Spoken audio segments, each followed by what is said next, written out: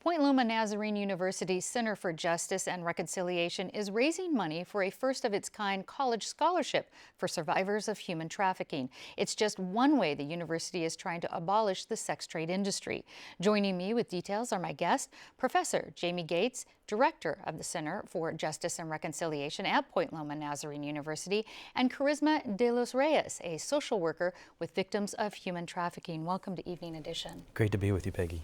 Now, Jamie, the FBI has identified San Diego as one of the highest child prostitution areas in the country. What's the scope of human trafficking here? Well, that's certainly nothing to celebrate, but it is also the million-dollar question right now. A lot of people are working hard to measure that. What we do know is that the illicit sex trade is worth about $97 million, according to an Urban Institute study last year. What we don't know yet is what that footprint looks like, and that's what we're working on. But you work directly with these victims, survivors, I should say, Charisma. Can you give us an idea, especially of the children, what the victims are like here in our area? So it's the most vulnerable children who are disconnected from their families, disconnected from their communities. They are runaway youth, homeless youth, throwaway youth. And so it is very easy to prey on them, for exploiters and traffickers to prey on them. What age range are we looking at? So we are matching the national figures or averages of 12 to 14 for girls and 11 to 13 for boys. How do people get out of this? One of the biggest ways really is turning the tide against the stigma that these children often endure. The belief that they are making a choice to participate in this type of criminal activity when there certainly is manipulation, force, coercion, and you know, I totally lost This.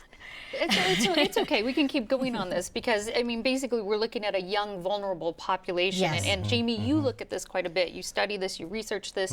Tell us a little bit about this scholarship, Beauty for Ashes, and how it's helping these young victims that aren't college age ultimately get out of human trafficking. That's right. Well, we're working with 15 different social service agencies around the county in Southern California here, and they are all working to help those who are younger mature, finish their GED, get ready for high school. Maybe they have already completed a year or two in community college. Those that are then ready coming for a four-year college is who we're trying to support here. We thought it'd be a few people, 3 or 4 in the next 2 or 3 years, but as we polled those 15 organizations, there are upwards of 2 dozen students who in the next year to 3 may be ready. I know San Diego doesn't want to hear that the population is as large as that, but it's worth stepping in and doing something about it.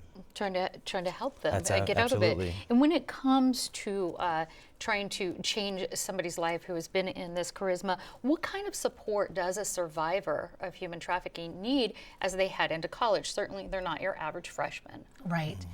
So the mental health services are really important, as well as behavioral health. And the child, the survivor, really needs to be looked at as a whole person. And so education as part of it is really just part of that continuum of care to reach their fullest potential. But certainly mentorships, life skills, housing, some of like the very basic needs.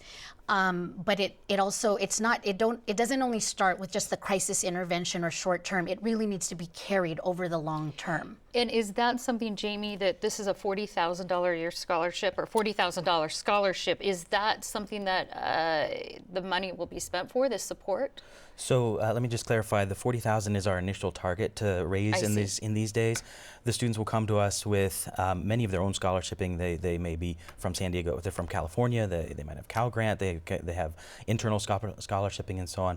But the monies will go towards scholarshiping them, and the university already has the services and the support services in place. We have many students that already come to us and they have sexual abuse in their background, or they're coming back as military students and they have PTSD, heavy PTSD. So all of those supports are in place at a loving place like Point Loma already. And you actually have, I understand, 3 applicants in place. And when could the scholarship? In application process. In the application process, I should say that. Yes, we don't give anybody. That's okay. Right. How soon could these students or the winner of the scholarship start attending? So the more people step up to help us fuel this scholarship. The more students will be able to help with this. And we will be able to, with this $40,000, we'll be able to start in the fall of 2015, this coming fall.